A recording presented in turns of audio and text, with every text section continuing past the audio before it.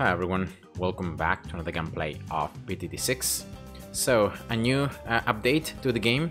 The version 25.0 has come out, and as you can already see from the preview image, there is a new skin, there is a new map, and there are some new items on the trophy store.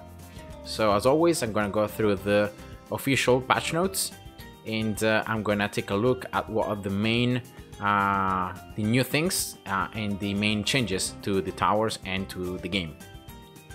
So first of all is the new map, a new beginner map. It's called Resort, and it's this one right here. So I'm gonna just show you how it works. It looks very simple.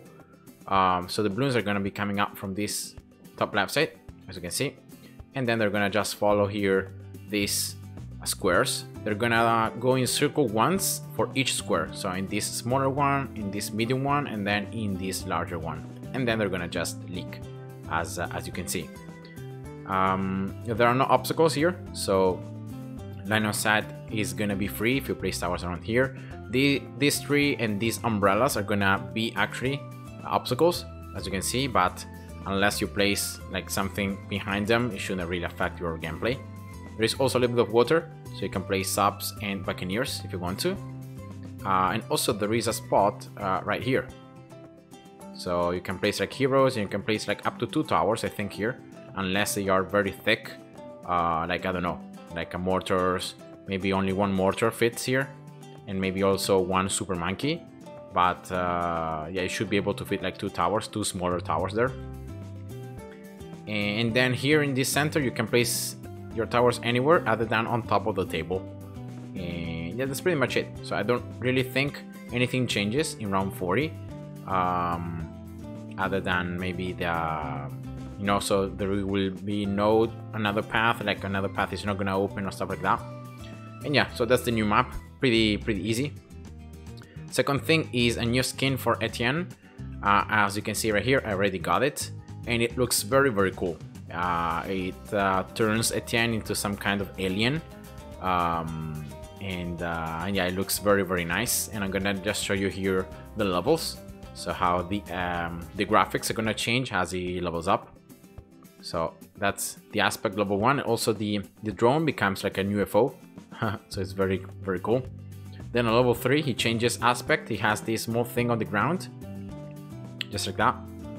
Then at level, I think, 5, you can see here some dots on the drone, and then and yeah, just like that. Then at level 7 you can see the drones have 2 different colors depending on your targeting. So if you have divide and conquer, one drone is gonna be yellow and the other one is gonna be blue. Instead, if you have them both to first, they're all gonna be blue. So the eye here, the small eye, is gonna be blue. Then at level 8 he's gonna gain this small rotating cube between his hands, and he then gains the US, the camo detection to every single tower. Level 10 he's gonna gain these small antennas right here, and then I'm gonna just show you here the aspect of his level 10 ability, and you can see right there it's gonna be this like spaceship, just like that, with a green eye.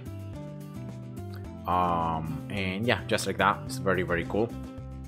Then a level, I think, 14, the drones change, and then they have like more dots or something like that.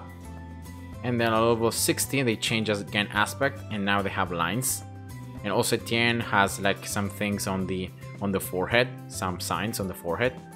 And then finally a level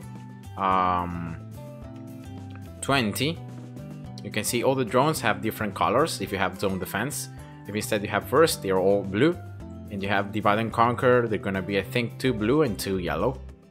And then finally level 20 you can see the UCAV that becomes permanent. The drones are gonna have these very cool like little stars, little glitters. And then Etienne has the eyes closed. It's like meditating, and has a cape. And yeah, it's very cool skin. Alright, then new music and new items on the trophy store. I'm not gonna go through all that, other than it's very nice that they have added a BTD4 kind of style for the MOAB and for the BFB. So it's very, very nice. Then some more stuff that has been added is mini races. So now there will be the normal leaderboard and then another leaderboard, so 2 different leaderboards. And so the players are going to be split into smaller groups of 100, as you can see right here, and therefore you can see your time against other players. So yeah, that way you can just compete with people with your time or closer to your time. And yeah, so just that. Second thing is gonna be veteran levels. So this thing that you unlock after you reach max level, and this thing right here that you can already see that I got.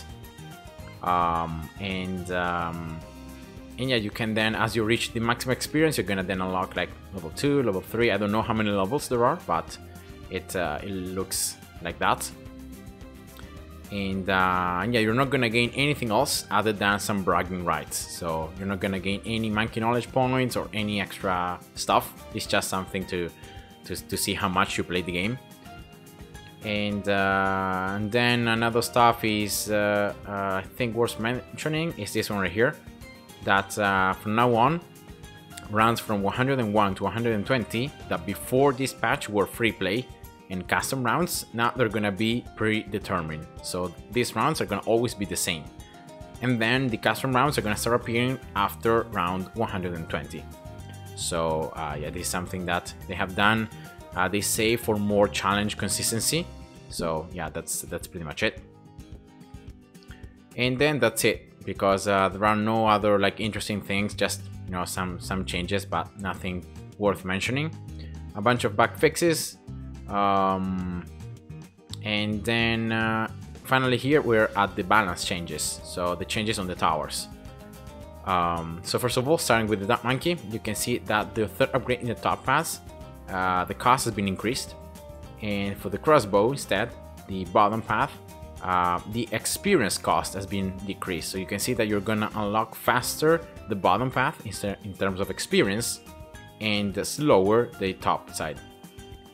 And they say that this is because in that way new players are gonna be upgrading firstly the bottom path for the camo detection. So that's why they're doing this, but this is just for the experience, so it's not a cost in terms of cash. Then for the bomb, there are very bad news, a lot of nerfs to the bomb. First of all, the fact that the 4th upgrade now cannot pop all balloon types. Is gonna have again black balloon and zebras that are gonna be immune to its damage. So it's gonna be explosive attack, explosive damage, so you can pop black and zebras.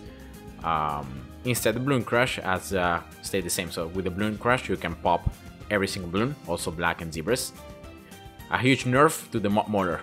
The ceramic damage has been reduced from 3 to 1. So yeah, it's like 2 times less, so it's very, very bad. But with the 4th upgrade, the ceramic bonus is unchanged. So if you get the 4th upgrade, you can still get the extra ceramic bonus damage. Tag shooter, again, some changes in terms of the cost. You can see that the Inferno Ring has been decreased in terms of price for 4,500. Maelstrom, again, they're buffing the Pierce. So in the previous patch, they really nerfed the Pierce to 100, but it was too weak. So I think that's why they have just increased again to 200. And finally, Tag Zone is going to be less expensive, but very, very, very bad thing is that now the damage type is going to be sharp, so it cannot pop Bloons, and especially it cannot pop DDTs. So unless you have an MAB or an alchemist like with a perma brew, so with a perma mexodip effect, you will not be able to pop DDTs. So this is a huge thing.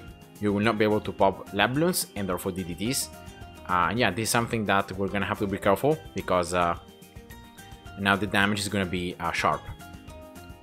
For the Ice Monkey, they're just changing how the cooldowns work for the 5th upgrade in the middle path. So for Absolute Zero, you can see that the cooldown is gonna be less, but also the ability is gonna last less. So from 30 seconds to 20 and from 15 seconds to 10. So you can see they still it's doubled, so the cooldown is doubled depending on, like, regarding the duration. It's still double, but it's less. For the Buccaneer, they're also decreasing the cost for the bottom, for the 4th upgrade in the top side, but then they're increasing it for double shot, just a little bit. Dartring Gunner, again, some changes in terms of price.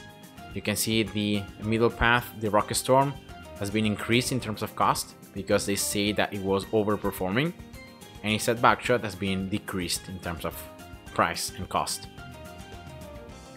A very nice thing though is that the Wizard, especially the Wall of Fire, has been buffed.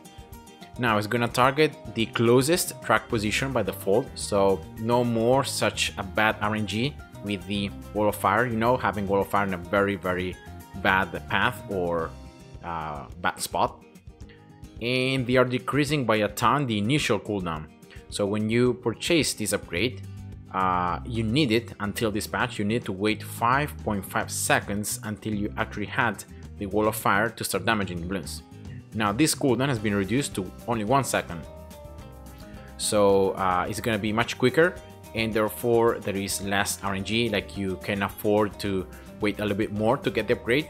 And then you're gonna start damaging the Bloons a lot sooner. So yeah, very nice. And then on top of that, you can see that once you get the 5th upgrade in the middle path, the fireball damage has been increased by 3 times, so from 9 damage to 27. Wall of Fire damage has also been tripled from 1 to 3. And the Dragon's Breath, so the damage with the basic attacks, has also been tripled, so from 2 to 6. So now definitely the Wizard Lord, if it was strong before, but it was strong because the Phoenix, so the activated ability, was strong, now also the basic attacks like Fireball, Wall of Fire, and the Breath damage are gonna be also strong. So yeah, this is very nice. Super Monkey, they are increasing the Pierce by 1 with the 1st upgrade in the middle path, so the one that gives you more range. And the Pierce with the Road Monkey stays at 6. So they're just increasing the Pierce at lower levels to make players to use the middle cross path, because they're just, you know, the top and the bottom cross path are so good that unless you need the middle path upgrade, like at the 3rd or the 4th upgrade, no one is like getting it. So they're trying to buff it, so maybe more players are gonna start using it. Sabo, price increased. It was just no, it was used too much, so they're like nerfing the cost a little bit, more expensive. The Druid as well, the 3rd and 4th upgrade on the top path were really not used, so they now cost less, so players are gonna be you know, using them more. For the village, this is something that I didn't expect, but it's very nice because now the 5th upgrade, so primary expertise, the radius, the base radius of the village has been increased by 7 units. So this village is gonna have more range, and therefore you can place like more towers in its range. And not only you can place primary towers, you know, to have the primary buffs, but also you can place any tower to have the extra range, the extra attack speed, and maybe also the extra discount or counter detection depending on the cross path. So yeah, it's very nice, this buff to the village. Some buffs also to the cost. The price has been reduced for the XXL trap for the engineer, 6,000, but I still think this is just too expensive, like for champs especially. And then Sauda, unfortunately, we were all knowing that she received some nerfs, but the nerfs are not really applied to her damage, but to her range. You can see that they want her to do high damage, so they want her to do a lot of damage, but in a small focused area. So that's why they're nerfing the range. The basic range has been nerfed by 2 units, and then at level 6 she's only gonna gain 3 units of range and not 4 anymore as it was before, and at level 15 she's gonna gain again 3 instead of 4. So overall the total range has been nerfed from 33 units maximally to 29. So now her maximum range is gonna be 29. Of course you can still boost it with an alchemist, you can still boost it with a village, so you can still increase, you know, this basic range, but now it's gonna be smaller. There is a change for the monkey knowledge point called hypothermia, that I think it's in the primary towers right here. It's this one right here. So now snowstorm is gonna freeze balloons from longer, and because they have changed the duration, now it's gonna be increase it by 1 second. So I think they have just changed it a little bit. And then finally also changed to a power called Thrive. That is something I've never even tried to use. That is this one right here. This is going to increase crash protection from all your towers and balloons pops by 25% for the rest of the round and the entire next round. So it's something that you should be using if you have a lot of like farms, you know, you're generating a lot of cash. And now what you're doing is that they are increasing also the amount of cash gain from bloom pops during its duration. And so in that way you're gonna gain even more cash. So in that way you're gonna think twice, you know, instead of just using cash drops, you're gonna maybe start using more this power. So yeah, and that's pretty much it. So those are the patch notes, the changes for this last update. So yeah, that was pretty much it, guys. So I hope you enjoyed, and see ya. Bye bye.